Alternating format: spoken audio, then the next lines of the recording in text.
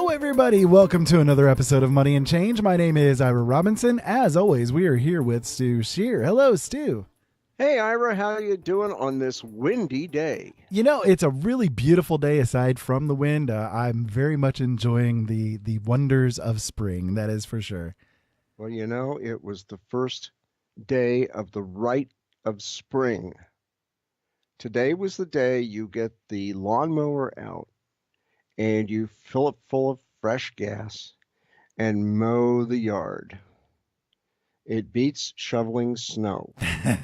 Yes, well, we're kind of in a position where we have to hire somebody to do ours. So, unfortunately, we have to pay for our rite of spring in a big way. But somebody benefits. Somebody does, So, yes. yeah. Well, anyhow, it's about a balmy 78 degrees here in Ohio, and we've got about 40 to 50 mile an hour winds scheduled up until about 6 o'clock today. So it's going to be interesting. But anyhow, it's a beautiful day out. It was great to get out. You can finally talk to the mailman when he delivers stuff and talk to your neighbors because they're coming out of hibernation right now. But it's a great day outside. Well, hey, we've got some interesting stuff this week, and we do shout outs, and a big shout out to WCET FM 101.7 in Columbia, South Carolina, and that's called Columbia Talk. So that's WCET FM 101.7 in Columbia, South Carolina. Also, a big shout out to the University of Findlay, www.findlay.edu. If you have a son or daughter that wants to get a very good education at a reasonable price, you want to check them out. It's a great campus, great professors, great staff. Also, you want to check out Rusty Duck's Custom Pens. And for that, you want to go to the page at moneyandchange.weebly.com and take a look at the Friends of Money and Change. That should be about the last section in the website. And Rusty Duck's Custom Pens makes, like I said, custom pens, does an excellent job. And the latest one that he has done is a Second Amendment pen. And this week, I've uploaded more of his pens to the moneyandchange.weebly.com website, and you'll get to see the men's Second Amendment and the women's Second Amendment pens. There are others too. I mean, Phil does a fantastic job, and we were talking before the show as to what type of pens he produces. And somebody found out about the Second Amendment pen, and they ordered 6 of them right off the bat.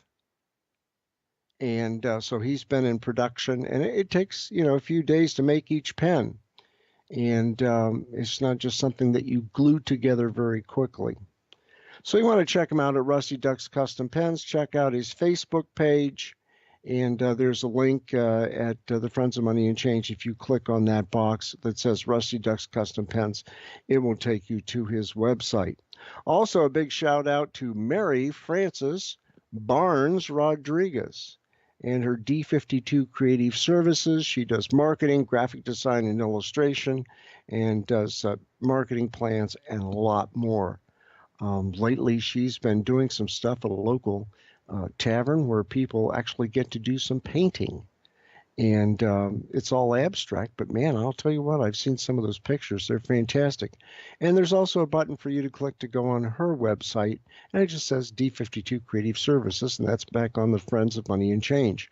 Also, a big shout out to Scott and Susie Phillips of the American Wood Shop. And I'm sure that Scott is either coming back to Ohio or he is back already working on his next season of shows. And you'll catch him on public broadcasting, and it's usually on Saturday mornings or Saturday afternoons, depending on your location. So those are the little things I like to pass around to people. We don't get paid for any advertising here. And if I have some friends that do something that's interesting, I'll put them on the Friends of Money and Change. And, Phil and Susie and Scott and Mary Frances, they do some awesome stuff. and it's something for you to check into. Also, a big shout out to Show Us Don't Tell Us with Skills, Mike, and Papa Bear, and they're on Fridays from midnight to 3 a.m.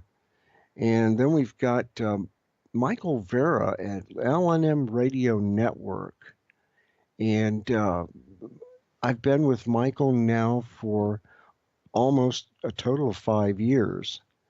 And we first started out, with a half an hour show, and then we've gone to a full hour once a week. And so, you got to go out to L&M Radio Network and listen to some of the shows that are there. And also, somebody at Open Eyes Network. I don't know if I've ever talked to him on the phone or not. He's a jerk. You wouldn't want to. Oh, he is? Yeah, well, I know him pretty well. He's me. Over at OpenEyesNetwork.com, you guys can find all the archives of all of the shows that we do, up to and including Money and Change. I'd love for you guys to check that out. We can also be found over on YouTube at youtube.com/C/OpenEyesNetwork, and you guys can watch us as we do our thing over there, too. That's right. And I've been thinking about the possibility of doing video. I'm not quite sure I'll do that yet. I don't know how many cameras I'm going to break before we do this thing. Only a few. Then they get pressed into submission. they get pressed into submission. Well, hey, we'll check into that, and who knows? Maybe this summer, maybe next year, we'll try that. Okay, well, before we really get going here, we've got a disclaimer we have to do. And the information contained in this presented material is from the posting of news agencies on the internet and are not necessarily the views or opinions of the owners of this program. We are not responsible for and expressly disclaim all liability for damages out of any kind arising out of use, reference to, or reliance on any information contained in this broadcast. The information provided is not offered as financial advice, financial planning, or for investment purposes. So you want to use this information at your own risk. Now, from the currency chart at xe.com at 4 o'clock today, the euro gained a penny against the U.S. dollar. It's now at $1.23. The Great British Pound gained a couple of cents. It's now up to $1.42. The Australian dollar gained a penny against the U.S. dollar. It's now at 77 cents. The Canadian dollar is up to 79 cents. The Swiss franc stayed the same at $1.03. The Japanese yen hasn't moved at all. It's 9/10 of a cent. Chinese yuan stayed the same for about the last 3 weeks at 15.8 cents. The Kuwaiti dinar is up a penny at $3.33. Ethereum, well, it was posted this week, and it's $4 or $400. Yeah, $4. $463 even. And a couple weeks ago it was $526. A little bit speculative if you want to look at it that way. Bitcoin, 2 weeks ago, Bitcoin was $8,659. It had been as high as $10,774.72. But now it's $7,717. And so you're seeing it go down and down and down. And that's probably due to, I want to get mine first before anybody else type of feeling. And then they get it, and then they don't know what to do with it. And then the government says, oh, we're going to tax you on that. So they get the big surprise. They get a tax bill from the feds. That's kind of interesting. Gold. Hey, last week gold was $1,325.62. It's now $1,334.94. So gold is going up. Silver. Last week was $16.39. It's up to $16.47. Platinum, it went from $911.31 up to $927.71. And palladium, wow, took a big jump. 3 weeks ago it was $977.18. Then all of a sudden it dropped down to $904.56. And now it's up to $965.58 an ounce. Now, with all the political things that are going on in the world right now, especially over in Syria, or, you could even take a look at Korea or China, whatever, People are looking to put their money someplace that's going to be safe, something that they can use to barter with, something that retains value, and that is precious metals. And so, if you're going to do that, like I've always said, pay down your debt, put some money aside, go ahead and buy some long term food, be able to purify and store water, make sure you have enough medications. If you need medications, make sure you have vitamins too. Have a very good first aid kit. And then also have the appropriate clothing for the season at hand. You might even want to get a tent. Who knows? There's a lot of talk that's going around right now, and it's all scare tactics about what's going on over in Syria. And that's going to drive the precious metals up. It may drive the stocks down because nobody knows what's going to happen. But if you're not prepared and you don't have some long term food in your pantry or in cooler storage in your basement, you may have problems. Grocery stores only stay open as long as there's food. And the food supply in grocery stores can basically go down the tubes after 3 days. They can be emptied. Look what happens when a blizzard comes. Go to the bread aisle and see how much bread is left just before a blizzard hits. People go through there, they get all kinds of stuff. Bread and soup and vegetables, all kinds of food, and toilet paper. You got to remember toilet paper. And you take a look at all that goes on. Anytime that there's a calamity, people go to the grocery store. And every 3 days, grocery stores have to be resupplied. That's just the way it is. Some are supplied on a daily basis, but generally it's about a 3-day supply in each store. So you want to be prepared for things. And speaking of preparedness, when you go back to the Prepping You list at moneyandchange.weebly.com, I now have March preppers to do list and April preppers to do list. And I had to contact Lisa because I didn't get them this last month. And so she sent them out to me. You want to take a look at that. We're going to talk about prepping a little bit today too. But once you've done your prepping and you're good, then if you want to go ahead and invest in precious metals, go ahead and do it if you want. But do your research first. Do not get any gold certificates or silver certificates, which are just pieces of paper. You want to be able to hold it in your own hand. You want to be able to possess the real stuff. And you know that if a business goes under and you have a gold certificate or a silver certificate, it's worthless. You just have a worthless piece of paper. Also, find a good, reputable dealer. And I don't care if it's Kitco, Silver.com, APMEX. I don't care. Find somebody that's reputable that will deliver things to you securely, and then make sure that you have a place to store your precious metals. And with things that are happening right now, you better start preparing. I was at Aldi's today. That's where you go if you want to save a little bit of money and you know what products you like there. And so I bought a few things, but I bought some extra applesauce. I've got everything else except the applesauce, and it's good stuff.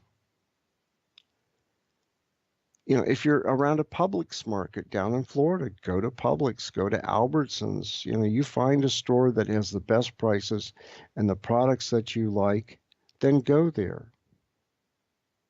So, if you're going to prep, make sure that you do your homework to prepare for bad things. You get on YouTube and you listen to a lot of people and they say, oh, the world's coming to an end tomorrow. Well, that was 3 days ago. It hasn't yet. And you have to be prepared. Do you have extra batteries? Do you have enough water to get you by? But it turned out that the Soviet Union, I think it was on RT-TV, if I remember right, they were telling Russians to prepare. And they said, the one thing was, and I found this interesting, don't buy chocolates because it makes you thirsty. I didn't know that. Did you? Oh yeah, it definitely will. I eat It a lot of will? chocolate. I eat a lot of chocolate myself, and it can definitely dehydrate you. Not only that, it does have caffeine in it, which does dehydrate a little bit too. So, yep. Oh, In a darn. desperate situation, it's definitely one that you want to avoid. Although, at the same time, I would go with the idea of, it's okay to at least have some, because at least you'll have a little bit of kind of those pleasure moments on hand. In a desperate situation, any kind of pleasure moment is really essential almost to survival as well. It really Are is. you talking that, are you saying that chocolate is an aphrodisiac? Well, I'm not necessarily meaning that kind of pleasure. I just mean, a happy moment, a moment that'll put a smile on your face and that kind of thing. So, Yeah, if you want to put a smile on your face, have a little bit of chocolate. Drink some hot chocolate. yep, exactly. Exactly. But don't do a lot of it. No, no, I definitely wouldn't recommend it.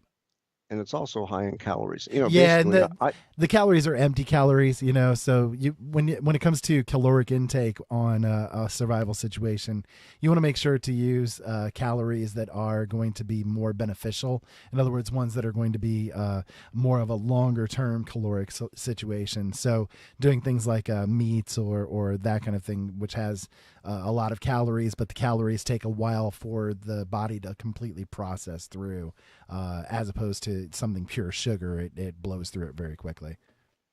yes, but oh, what the high. Oh yeah. What a buzz. Give me dark chocolate any day. Milk chocolate, forget it. Give me dark chocolate. I like the hard stuff. I mean, it'll put a smile on your face within an hour. If you're having a bad day, that will do it. That will pull you right out of it. Well, we got to get on to finances, but if you're going to go ahead and invest in precious metals, check the markets out. Remember, they change just about every 20 seconds. Make sure you have a reputable dealer and make sure that you have a place to securely store it. Well, there were some articles out this week that I looked at, and I believe last week we talked a little bit about Sweden and the cashless society and so forth. And there was an article on Zero Hedge, and it came out and it said Sweden's cash rebellion fears we have no weapon to fight back if Putin invades. Well, they are a cashless society, and they've had a problem with the older retired people um, that don't have the fancy credit cards with the magic chips that you use. And a lot of the younger Swedes do that, and they go cashless for the most part. The older people like to use cash. That's something in your hands, rather than a piece of plastic. Well, it came out that for the last 2 years, documentation has been made about rapid ascent of Sweden's cashless society as government's demands for ever greater control. Remember, it's all about control of people's money. And with the ease of use narrative, and it left many stores no longer accepting cash at all and even sparked anxiety among a lot of Swedish authorities. And the authorities said if this development with cash disappearing happens too fast, it can be difficult to maintain the infrastructure for handling cash. And last year, the amount of cash in circulation in Sweden dropped to the lowest level since 1990 and is more than 40% below its 2007 peak, according to the report. And the declines in 2016, 2017 were the biggest on record. One may get into a negative spiral which can threaten the cash infrastructure, said Mats Dillon, Dillen, who's the head of the Parliamentary Review. And he said it's those types of issues we're looking more closely at. And Riksbank, which is a very large bank over there, the governor, Stefan Ingves, Ingves, said Sweden should consider forcing banks to provide cash to customers. And according to the UK Guardian, they're saying a number of small banks are considering to do that.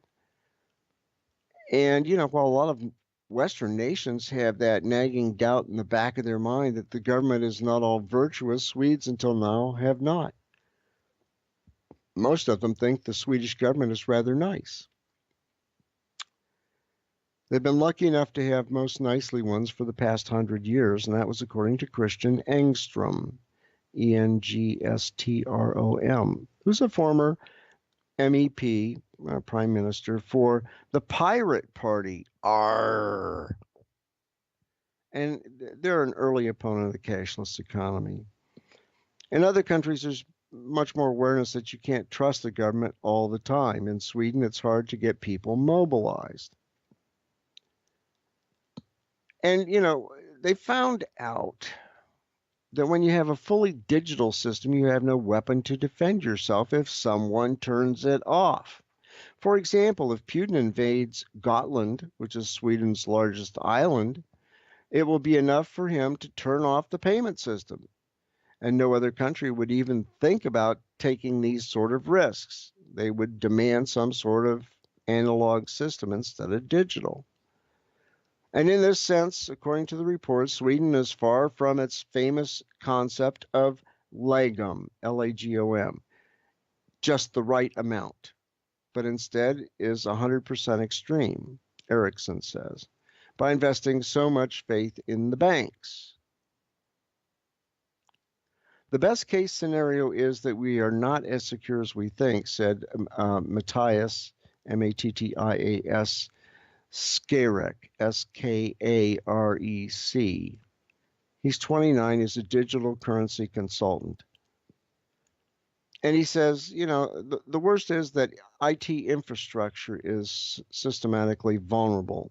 And if you have control of the servers belonging to Visa or MasterCard, you have control of Sweden. And remember, we've always talked about everything is control. The government wants to control everything. Sometimes it can be good, sometimes it's pretty bad. But beware of the person from the government that says, "Hi, I'm from the government and I'm here to help." As Ronald Reagan said, the scariest words in the English language. "Hi, I'm from the government and I'm here to help." He was absolutely right about that years ago. Still right about it today. That's right. And I would turn around and run like hell. There would be one cloud of smoke. Of course, one of the biggest things that Reagan ever did, he got on top of a manure pile at a farm and started politicking, from what I heard. And he said that's the first time that he's ever stood on a Democrat platform. But, it's all about control. The government wants to control your taxes.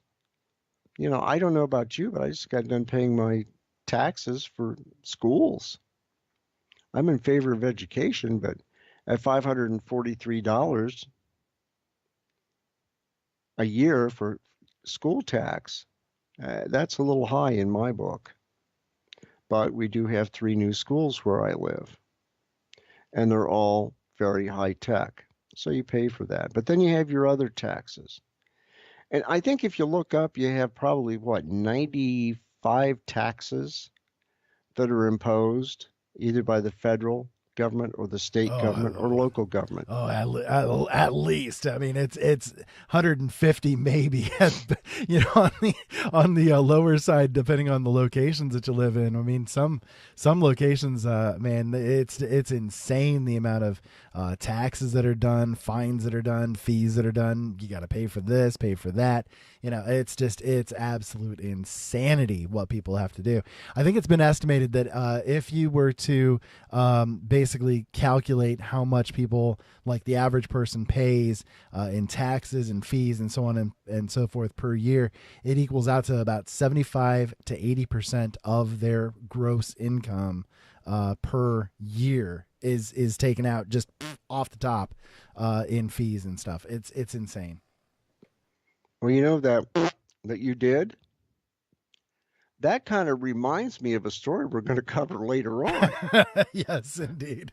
So, we got to get going on stuff. Hey, if you go to moneyandchange.weebly.com and you go to the blog section, there's an article from Doug Casey and about it's going to get unpleasant in the U.S.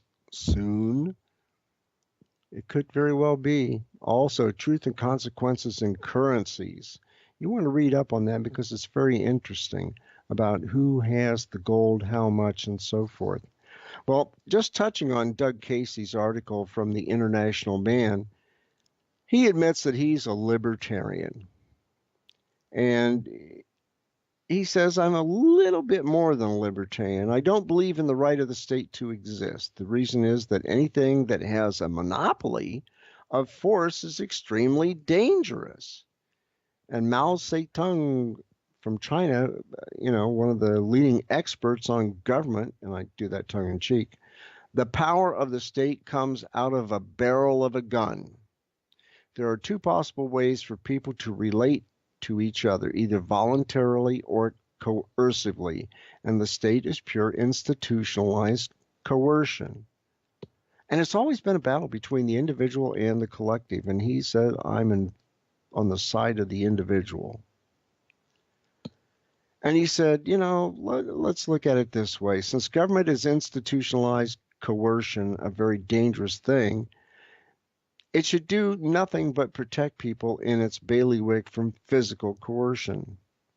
What does it imply? It implies a police force to protect you from coercion within its boundaries, an army to protect you from coercion from outsiders, and a court system to allow you to adjudicate disputes without resorting to coercion. And Casey says, I could live happily with a government that did just those things. And you want to take a look at the 10th Amendment, because the government has gotten into the 10th Amendment even more. They've infringed on the Constitution. A lot of people see that. And unfortunately, the U.S. government is only marginally competent in providing services in those three areas, he says. Instead, it tries to do everything else. And that's true. It's all about control. Didn't I just say that a little bit ago? Power corrupts. Absolute power corrupts absolutely. And the type of people that aggravate to government like to control other people actually gravitate to government like to control other people. Contrary to what we're told to think, that's what you get, the worst in people, not the best. And Casey says, remember, you don't get the best and the brightest going into government. There are two kinds of people. You've got people that like to control physical reality things, and people that like to control other people. And that second group, who really likes to lord it over their fellows, are drawn to government and politics. And he said America was once unique among the world countries. Unfortunately, that's no longer the case. The idea is still unique, but the country no longer is. And he says, it's going to become a very unpleasant time in the U.S. at some point soon. It seems to me the inevitable is becoming imminent. Well, you don't know with the markets. You don't know with the political situation with different countries. I have heard that President Trump has a very high IQ. So we'll have to see what happens. I mean, that's pretty obvious, really. I mean, you can't become, a multi-billionaire in the world today without having some brains. I mean, to have people think that he's some kind of idiot or something like that, it has never made sense. That's a propaganda tool that the media likes to play with, to say the least. Well, you know, when they were handing out trains in heaven or brains in heaven, I'll get this right. I thought they said trains and went to catch one. Remember that old one? Yep.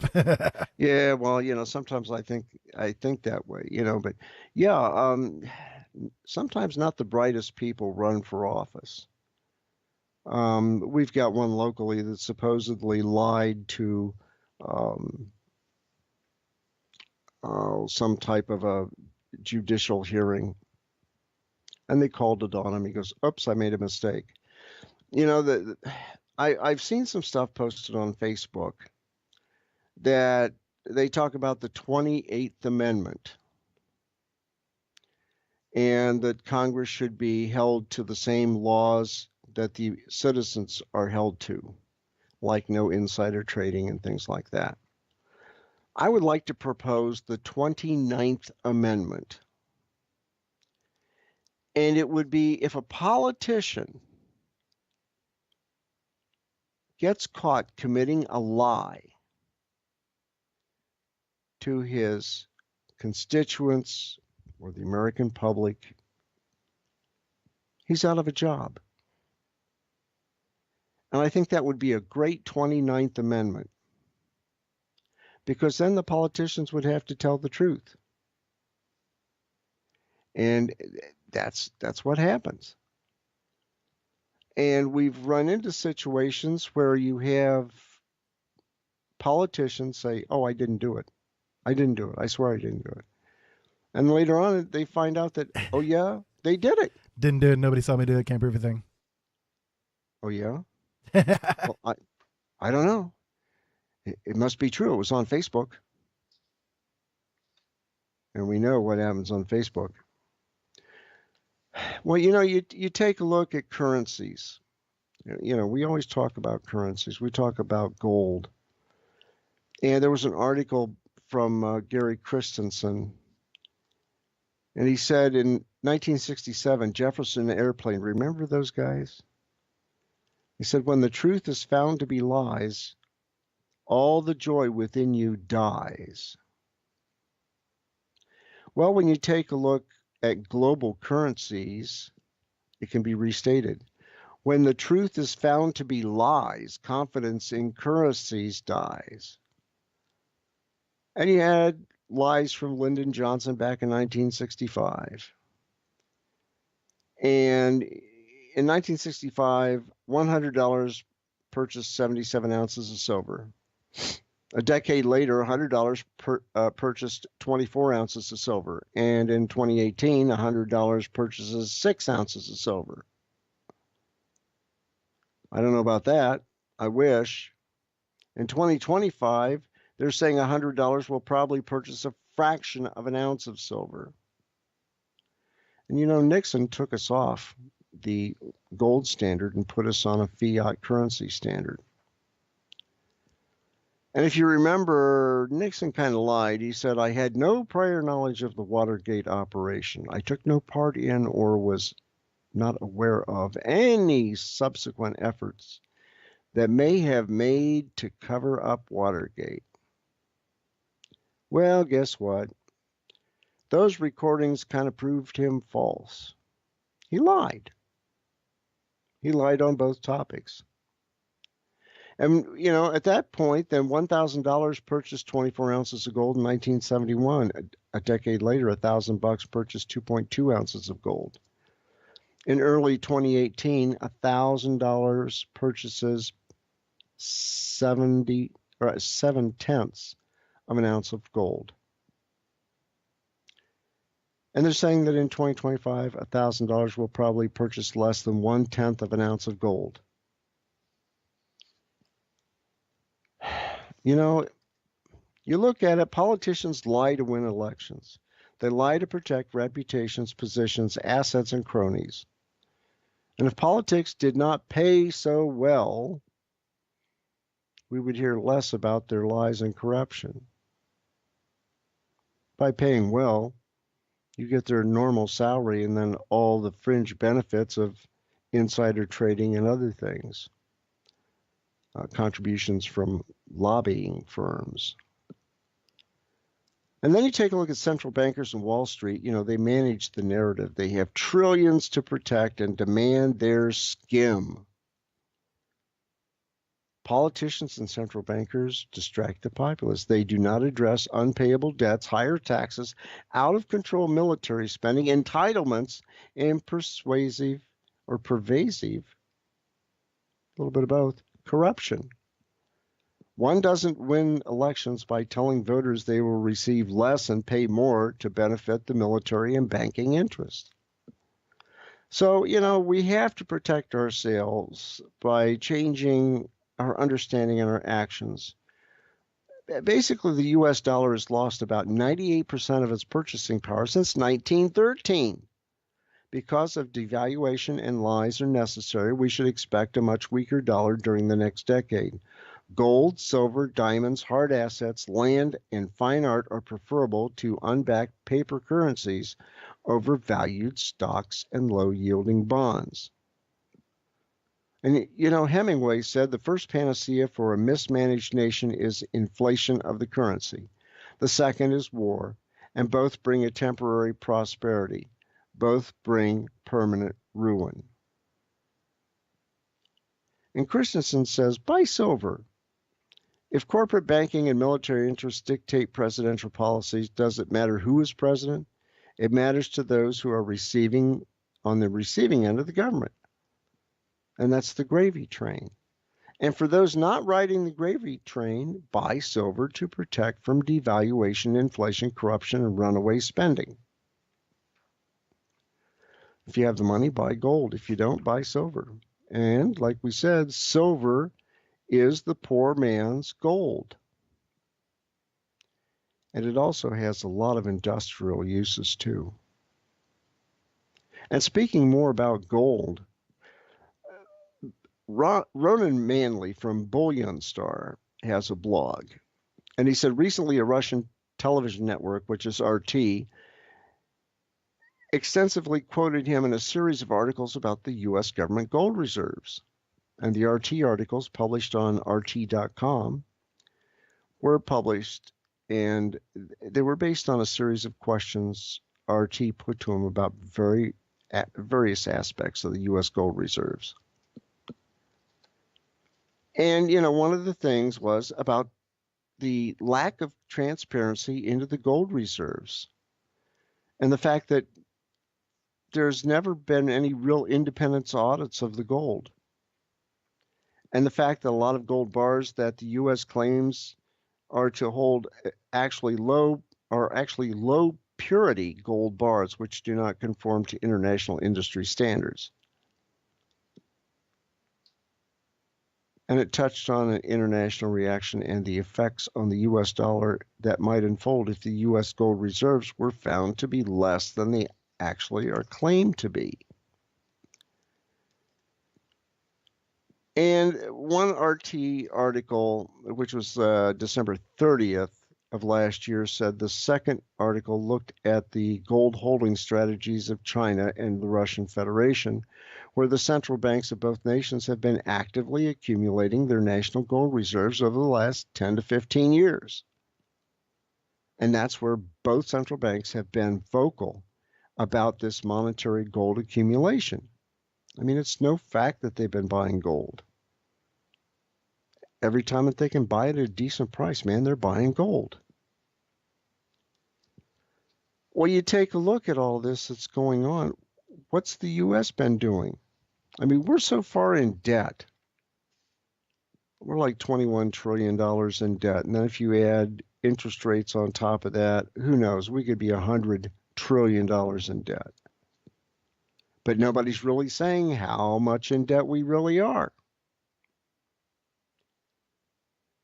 And, in January 16th of this year,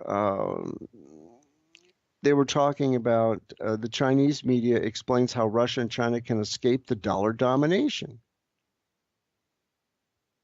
They're looking to lower the influence of the dollar.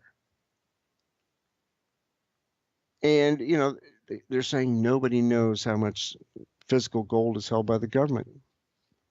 And then reports say that U.S. government accounts claim to hold 8,133.5 tons of physical gold in its official reserves. However, it's impossible to verify this number because the entire story around the U.S. gold reserves is very opaque and secretive. Therefore, it's hard to say how much or how little physical gold the U.S. has. And even the details that have been provided on the supposed U.S. gold holdings show that a majority of the gold bars are low purity and in weights that don't conform to the industry standard. And then you take a look at the U.S. gold reserves. Where are they held? Well, they're held in the name of the U.S. Treasury, and they're supposedly held in Fort Knox, Kentucky, West Point, New York, and the U.S. Mint in Denver. And a small amount of U.S. Treasury gold, which is estimated about 5%, is supposedly held in the vaults of the Federal Reserve Bank of New York. Well, of the 8,000 plus tons of gold in reserve, 58% is allocated to Fort Knox, which is about 4,583 tons of gold.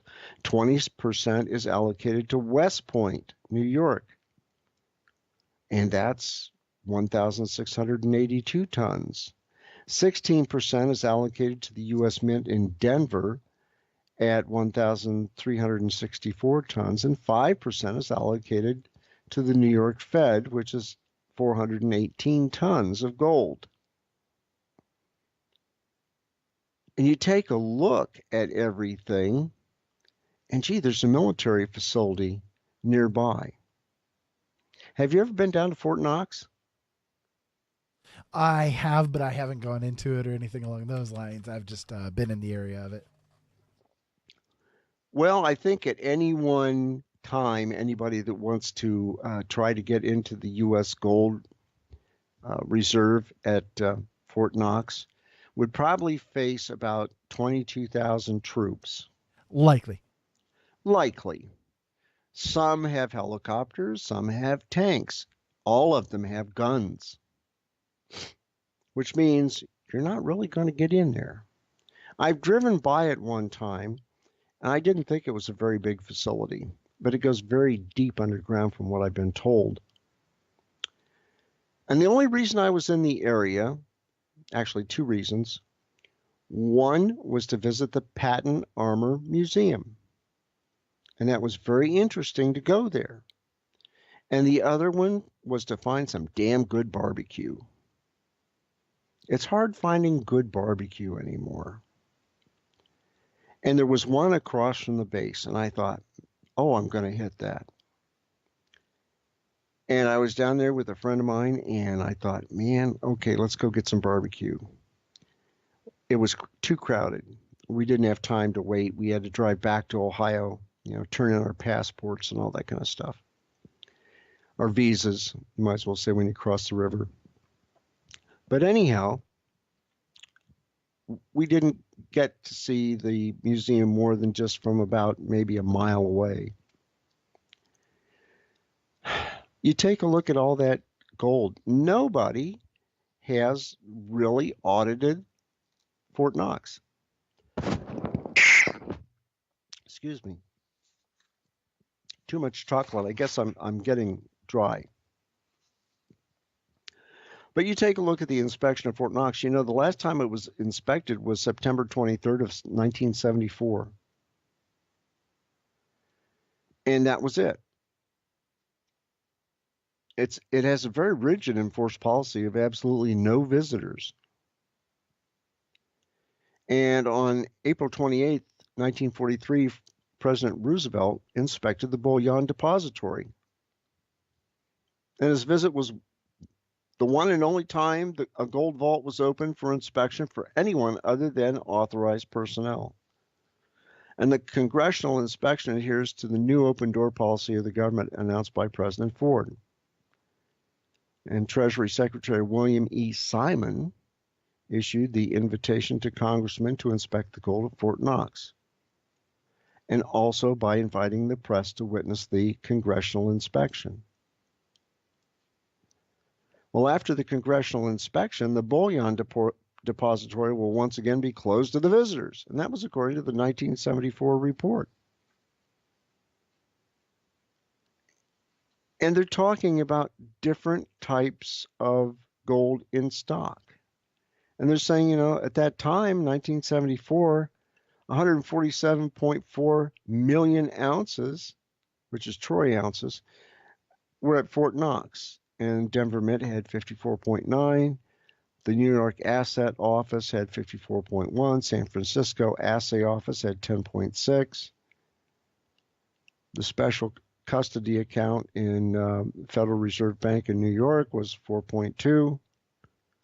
The Bank of England had 1.3. The Bank of Canada 1.4, and there was like 0.1 others. And you take a look at it, it was like 276.0 million ounces. But it's never been audited since 1974. Seems like to me we ought to do that. I mean, what are we actually holding? How much was given away when all the banks kind of went south in, what was it, 2008? What money did we send overseas? Wasn't there something in the past where some gold bars were actually tungsten coated in gold and sent over? I mean, to me, that would be a big enough suspicion that, hey, you want to make sure that you check to see what's in stock and prove that is pure gold. And it should be, what, 99.95% pure gold by standard? I think it's 99.97 if I remember right, yeah. Or 997 is what it is. 997. But that would make it maybe 99.7%. Yep. So you want to, if you're buying gold and silver, you really want to check out things about gold and the purity of it and, what you've got going. And you can check this out at moneyandchange.weebly.com. Go to the blog section. I mean, I've got something there on truth and confidence in currencies. I've got other stories. After doubling U.S. debt in 8 years, Yellen and Furman fearmonger a debt crisis is coming. With all the debt that we have out there, I can sense a dollar collapse. And I can actually see it going 40%, 50%. Some say as high as 60%. And if the value of the dollar has gone down since 1913, why did it go down? Why weren't corrections made to keep it from going down? A lot of questions there. And I think we need to take a look at that. And, we often talk about banks and bank problems. And I've got some information here about, according to a report that was at Reuters, the top U.S. watchdog for consumer finance is seeking a record fine against Wells Fargo and Company, that's our buddy, that could exceed several $100 million for auto insurance and mortgage lending abuses, according to 3 sources with knowledge of the plans. And the penalty would be the first issued by Mick Mulvaney, whom President Donald Trump has appointed. Several $100 million for some of the scams that were done. They've had several. And you'd think that somebody would go to jail over that. Hasn't happened. And then you go ahead and take a look at, remember we talked about the LIBOR scandal? And we talked about Barclays and all the problems that were at Barclays, Royal Bank of Scotland, you name it, people fixing things. Well, as it turned out, in London, according to Reuters and an article by Kirsten Ridley, a former French Barclays trader was charged by British prosecutors over alleged Euribor interest rate manipulation. He'll be tried in absentia in London.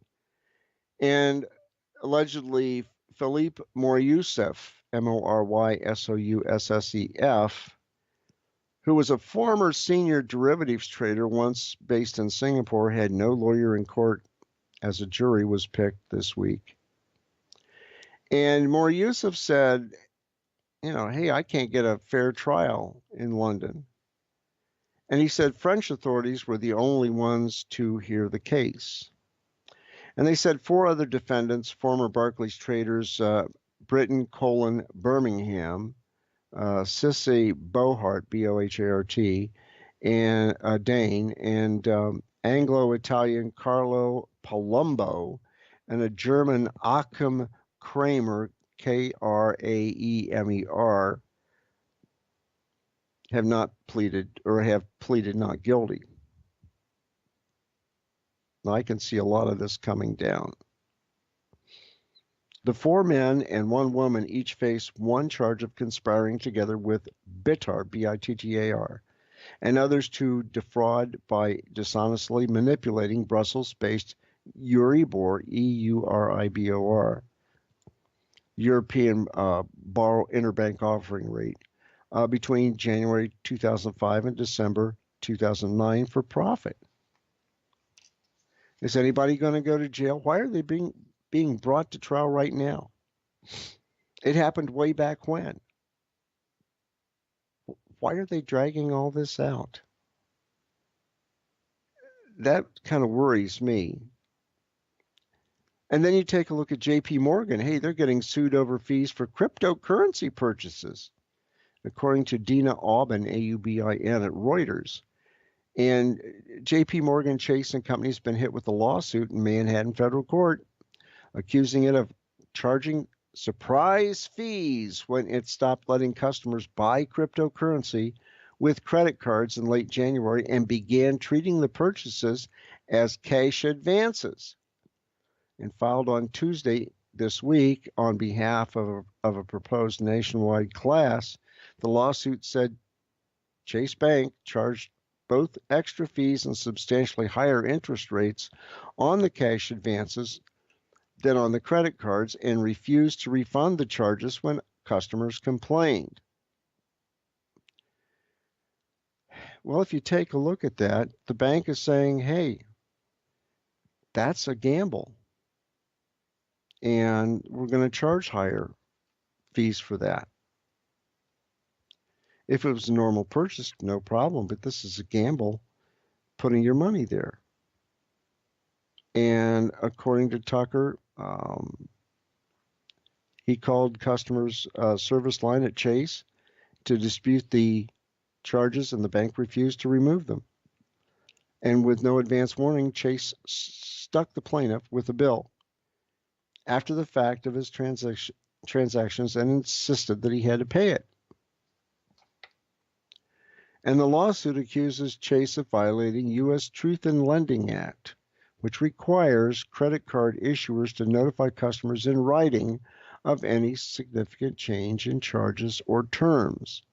And the lawsuit's asking for actual damages and statutory damages of $1 million.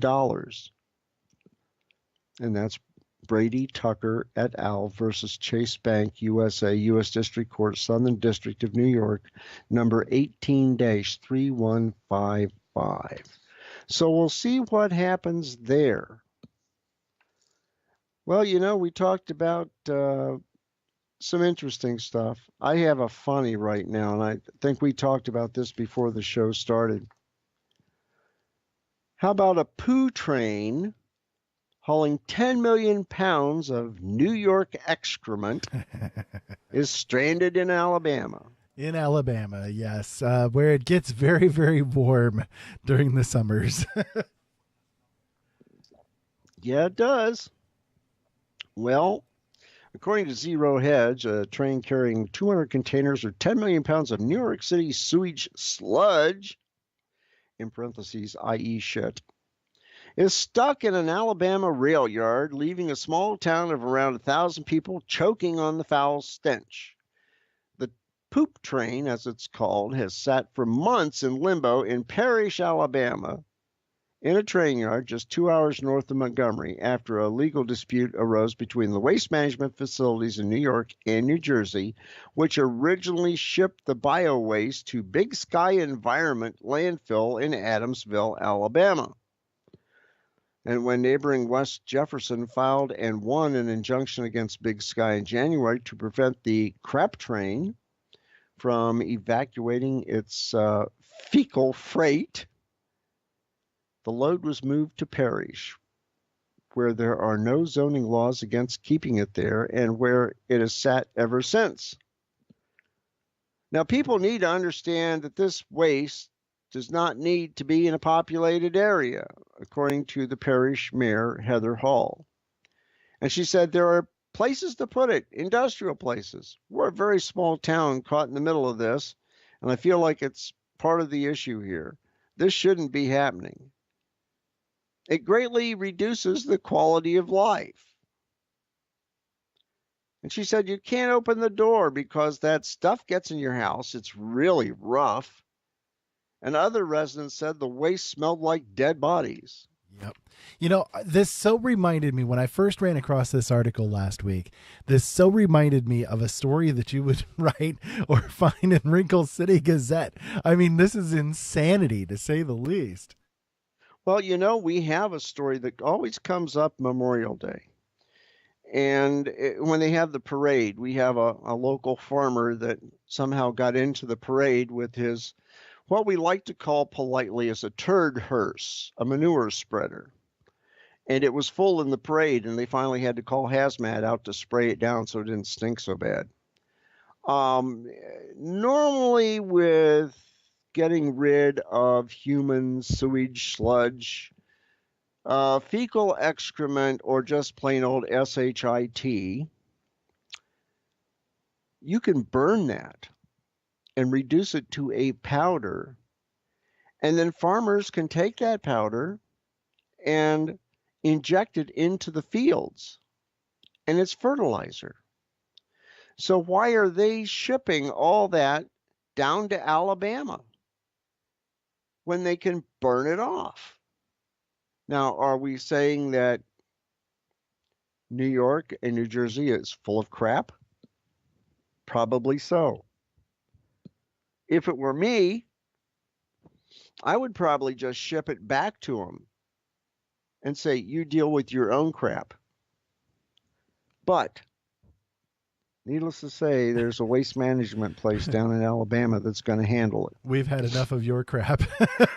That's right. You know, I mean, what are the people down there in that parish? What are they going to do in West Jefferson or in Parrish to get rid of the smell? I mean, my God, it's going to be, what, 80, 85 degrees here this next week? Can you imagine trying to get rid of that smell? Have you ever gone by a chicken farm? You're never going to get rid of that smell. Never. It permeates your clothes, your car, and just the flies that are attracted there. I mean, that's a lot of crap. And, you know, you take a look at it and say, gee, am I prepared for stuff like that? Gee, do you have a gas mask? Do you have a lot of Febreze to spray around your property and your house?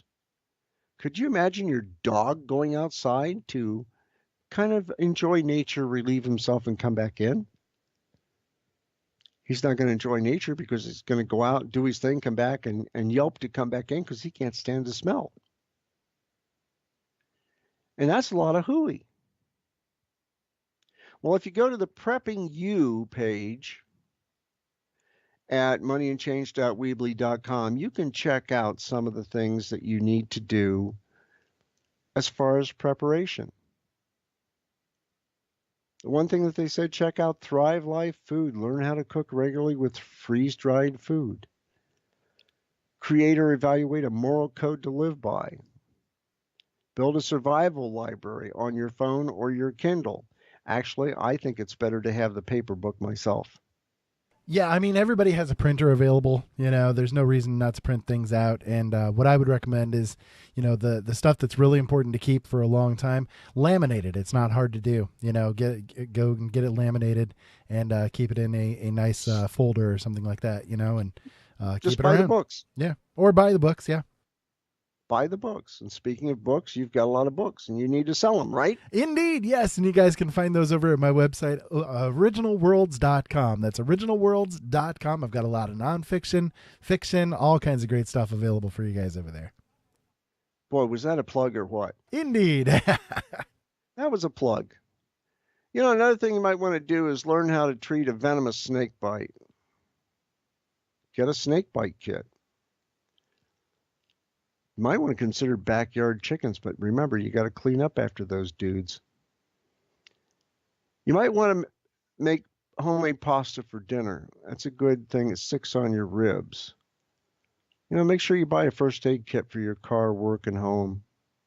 Keep jumper cables handy. Stock up on supplies for the little ones like diapers and wipes and all that kind of stuff.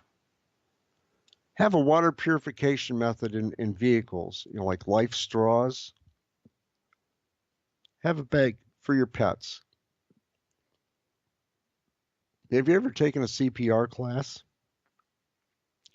Well, if you haven't, you need to. And I took a CPR class years ago, but it's changed. And so now they have their own recommendations. Contact the Red Cross for that. Sometimes local fire departments will give CPR classes. You want to find an alternative light source and learn about portable toilets and latrines. Do you have a portable toilet in storage? Do you know how to use it? A lot of things to consider. A lot. And you can check on the prepping at moneyandchange.weebly.com, the Prepping You list. And it's a great thing to do. There's a lot of stuff there.